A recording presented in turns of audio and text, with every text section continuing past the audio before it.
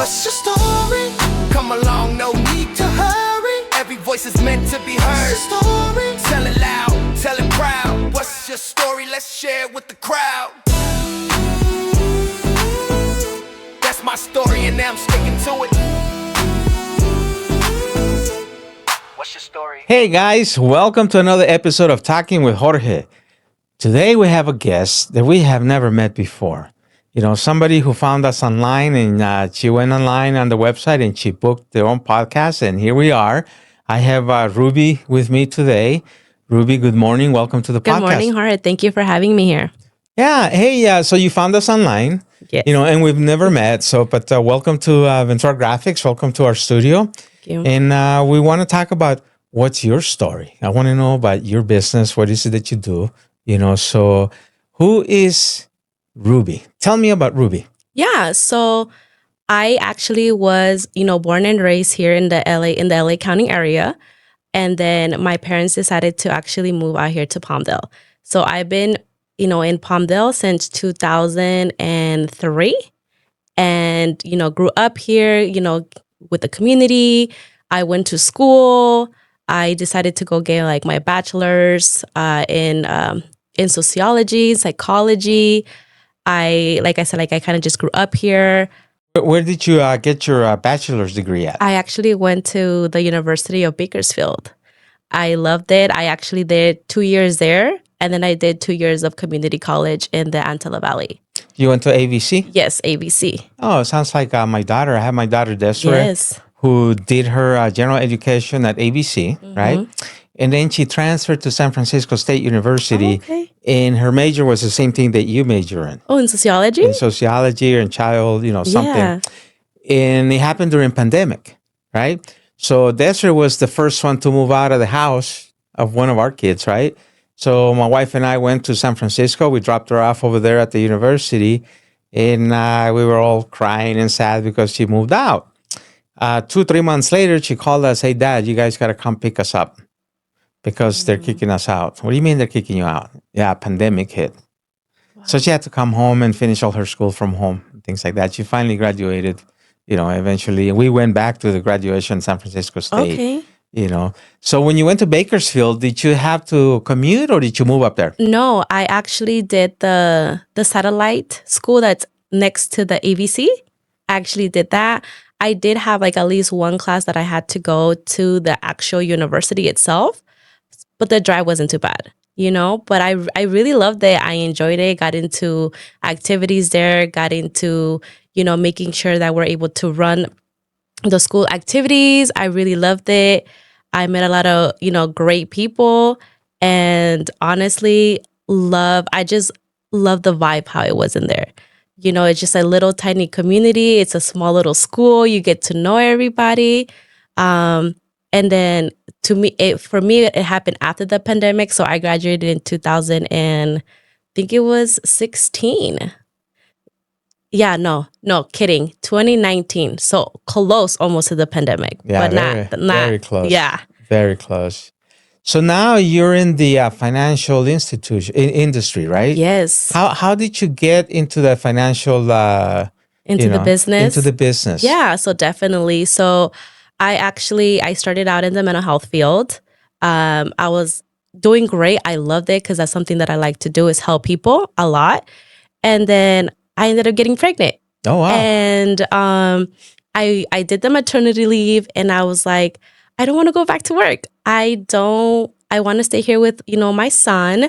I always had that entrepreneurial mindset.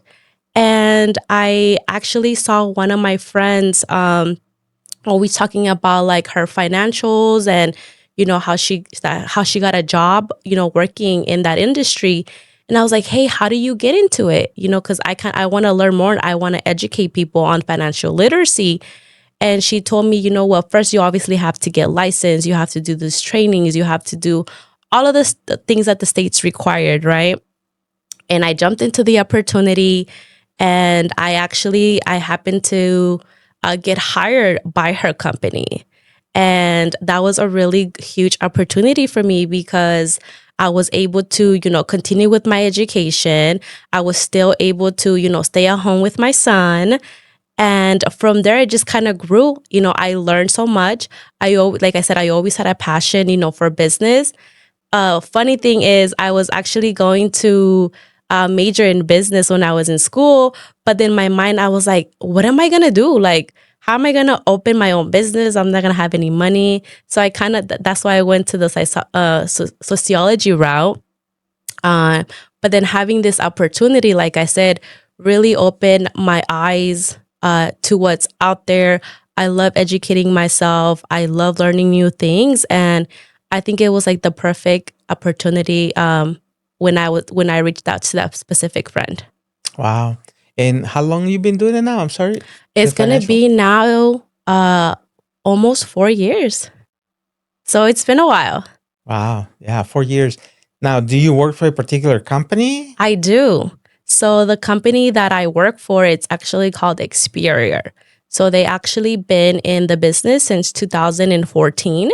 And like I said, I really love the environment. Like I said, really blessed to be part of their growing company as well.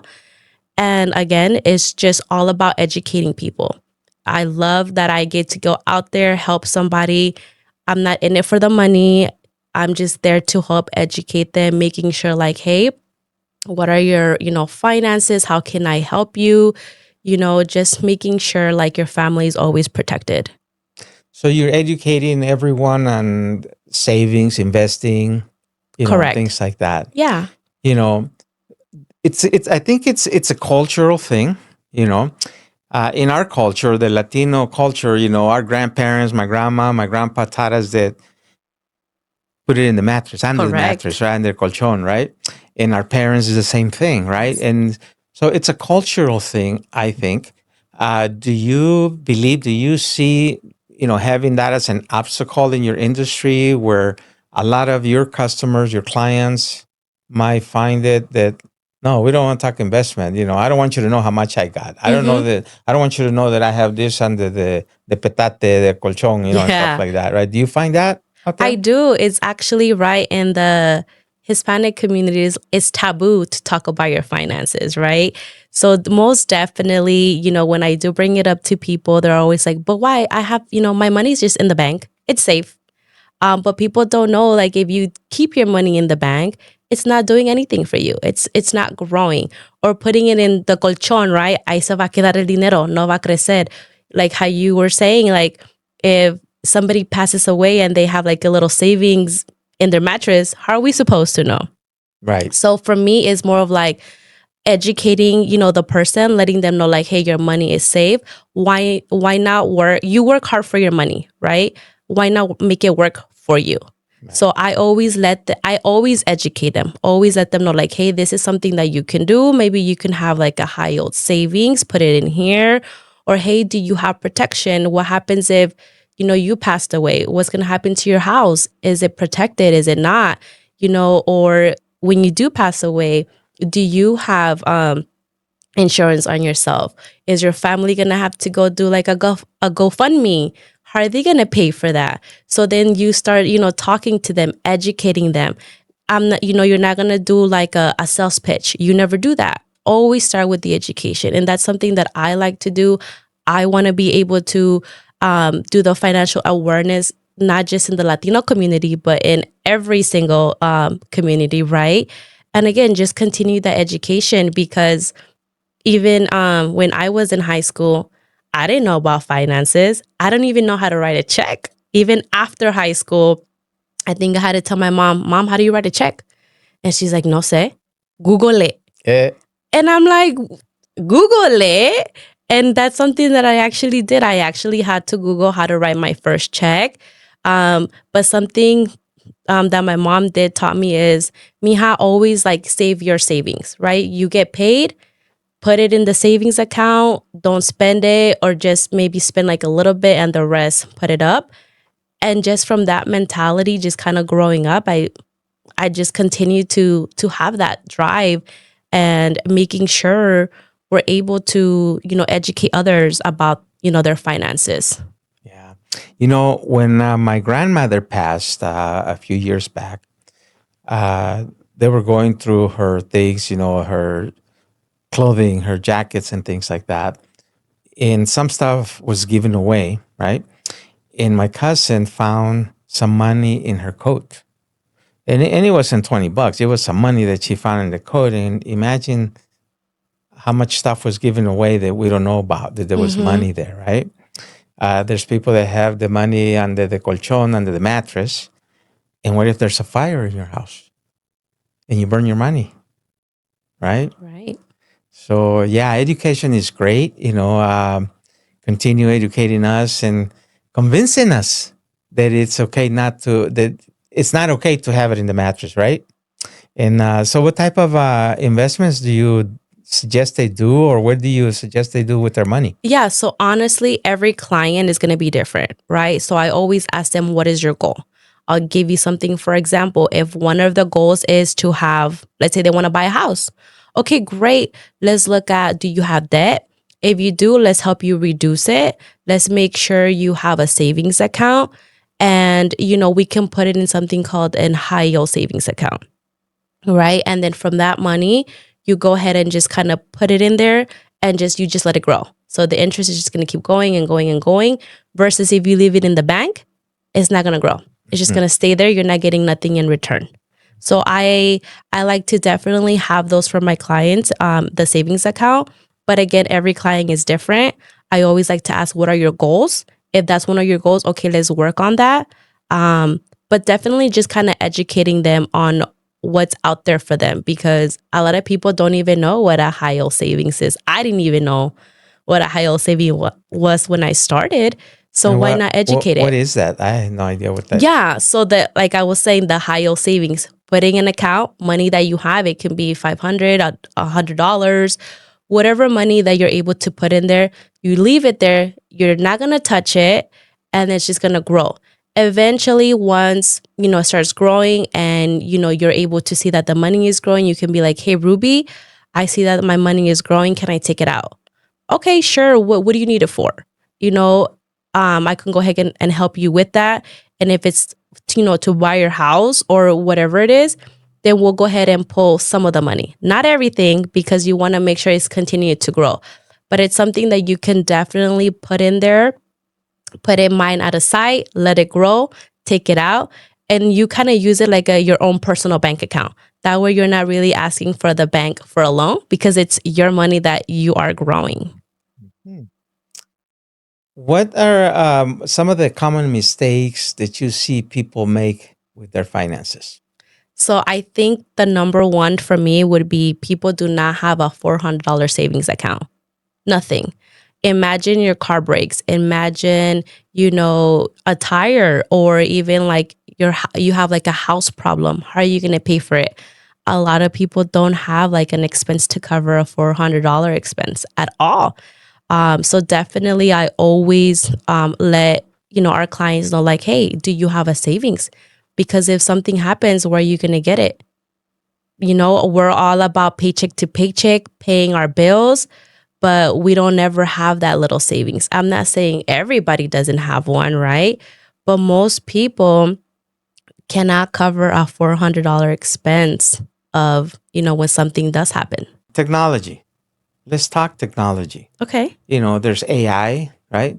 There's a lot of apps on your cell phone. I hear my kids talking all the time about trading money here and there. Do you see the new generation that's coming up using a lot of those apps for investing and things like that? Is that something that you would recommend, or what's your thought on that technology that's out there right now? Yeah. So, I mean, I hear a lot about like Bitcoin and like Robinhood and all of those apps. Me personally, I don't like to invest on those apps, because they don't always give me like the best return. But I do tell people, if you're all about investing in that, great. But just know, if something happens to the market, you lose your money, right? If you want to pull it out, let's say in 5 years, 10 years, you're going to get taxed, right? So why not put maybe half of that money you're investing into another strategy where your money is going to grow, where if the market crashes, you're not going to lose your money and it's going to stay safe.